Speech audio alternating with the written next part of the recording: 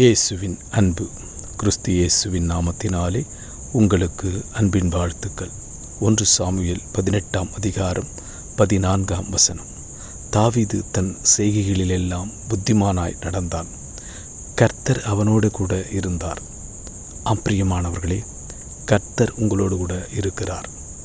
இதோ அவர் உங்கள் காரியத்தை வாய்க்க செய்வார். தாவீது தன் காரியங்களில் எல்லாவற்றிலும் கர்த்தருக்கு பயந்தான். முதலிடத்தை கர்த்தருக்கு கொடுத்தான். கர்த்தரிடத்தில் கேட்டு அதன்படி செய்வான்.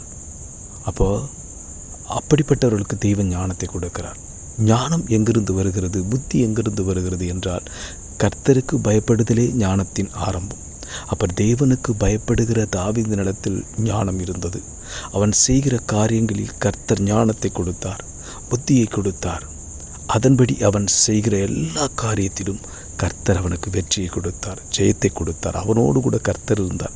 எனக்கு பிரியமான தாசன் என்று தாவீதை கர்த்தர் சொன்னார்.